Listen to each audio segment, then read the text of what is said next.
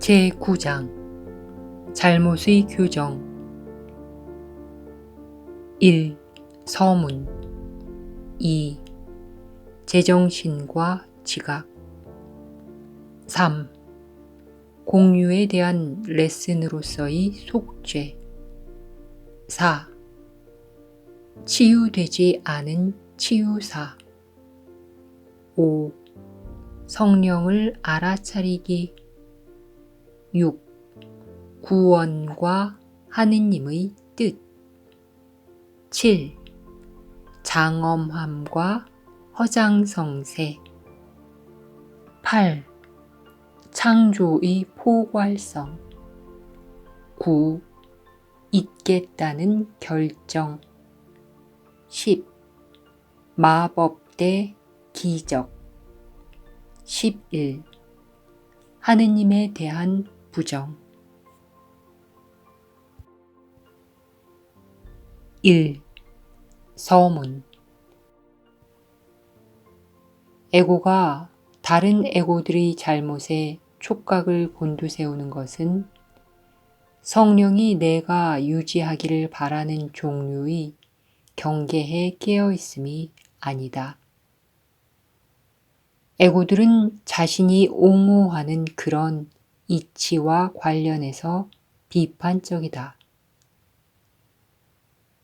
에고들이 이런 이치를 이해하는 이유는 그것이 자신에게는 실로 이치에 맞는 것이기 때문이다. 성령께 그것은 전혀 이치에 맞지 않는다.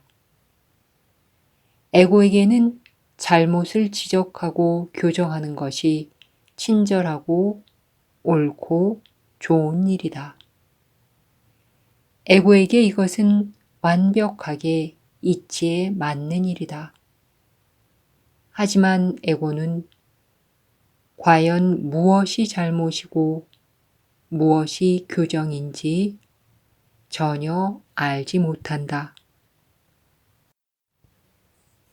잘못은 에고에게서 나오며 어떤 종류이든 잘못의 교정은 오로지 에고를 포기하는 데 놓여 있다. 너는 형제를 교정할 때 그가 그르다고 말하는 것이다. 그는 당시의 이치에 맞지 않을 수 있으며 만약 그가 에고로부터 말하고 있다면 그의 말은 분명히 이치에 맞지 않을 것이다. 그러나 너의 과제는 여전히 그가 옳다고 말해주는 것이다. 만약 그가 어리석게 말하고 있다면 그가 옳다는 것을 말로 알려주지 말라. 그의 잘못은 다른 수준에 있기에 그는 다른 수준에서 교정이 필요하기 때문이다. 그는 하느님의 아들이므로 여전히 옳다. 그의 에고는 무엇을 말하거나 행하든 언제나 그르다. 형제의 에고가 범한 잘못을 지적할 때 너는 분명 너의 에고를 통해 보고 있는 것이다. 왜냐하면 성령은 그의 잘못을 지각하지 않기 때문이다. 이것은 참일 수밖에 없으니 에고와 성령 사이에는 소통되는 것이 아무것도 없기 때문이다. 에고는 전혀 이치에 맞지 않으며 성령은 에고에게서 생겨나는 것은 아무것도 이해하려고 하지 않는다. 성령은 에고를 이해하지 않기에 에고를 판단하지 않는다. 에고가 낳는 것은 무엇이든 아무런 의미도 없음을 알기 때문이다. 2. 제정신과 지각 내가 조금이라도 잘못에 반응한다면 성령께 귀 기울이지 않는 것이다. 성령은 잘못을 그저 무시해버렸다. 하지만 내가 잘못에 주의를 기울인다면 성령의 말을 듣지 않는 것이다. 성령의 말을 듣지 않는다면 너는 실로 너의 에고에게 귀 기울이는 것이며 내가 지각하는 잘못을 범한 형제만큼이나 이치에 맞지 않는 것이다. 이것은 교정일 수 없다. 하지만 이것은 단지 형제가 교정되지 않는 것 이상이다. 그것은 너 자신 안에서 교정을 포기하는 것이다. 형제가 제정신이 아니게 행동할 때 너는 그에게서 제정신을 지각함으로써만 그를 치유할 수 있다. 만약 내가 그의 잘못을 지각하고 받아들인다면 너 자신의 잘못을 받아들이는 것이다. 너 자신의 잘못을 성령께 맡기고 싶다면 형제의 잘못도 맡겨야 한다. 내가 모든 잘못을 오로지 이런 방법으로 다루지 않는 한 모든 잘못이 어떻게 무효화되는지 이해할 수 없다.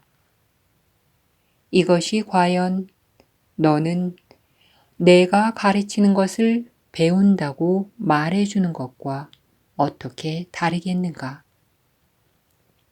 내 형제는 너만큼 옳다.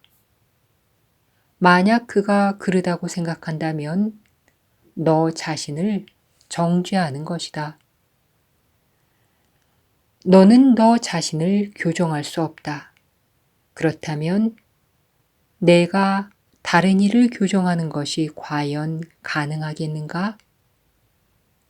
하지만 내가 너 자신을 진정으로 보는 것은 가능하며 따라서 너는 다른 이를 진정으로 볼 수 있다. 내가 할 일은 그를 바꾸는 것이 아니라 단지 있는 그대로 받아들이는 것이다. 내 형제의 잘못은 그의 내면의 진리에서 나오는 것이 아니다. 그리고 오로지 이러한 진리만이 내 것이다. 그의 잘못은 이것을 바꿀 수 없으며 너의 내면의 진리에 어떤 영향도 끼칠 수 없다. 내가 누구에게서든 잘못을 지각하고 그것이 싫지 않은 듯이 반응한다면 그 잘못을 너에게 싫지 않은 것으로 만드는 것이다. 너는 이에 대한 대가를 반드시 치를 테지만 그것 때문에 처벌받아서가 아니라 그릇된 안내자를 따름으로써 길을 잃을 것이기 때문이다. 너의 잘못이 내 것이 아니듯 내 형제의 잘못도 그의 것이 아니다. 내가 그의 잘못을 실제하는 것으로 받아들인다면 이미 너 자신을 공격한 것이다. 너의 길을 발견하여 계속 나아가고 싶다면 내 곁에서 오로지 진리만 보아라. 너희는 함께 걷고 있기 때문이다. 내 안에 있는 성령은 내 안에 있는 것은 물론 내 형제 안에 있는 것도 전부 용서한다. 그의 잘못은 너의 잘못과 함께 용서받는다.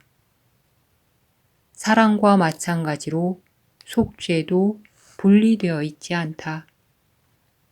속죄가 분리되어 있을 수 없는 이유는 그것이 사랑에서 비롯되기 때문이다.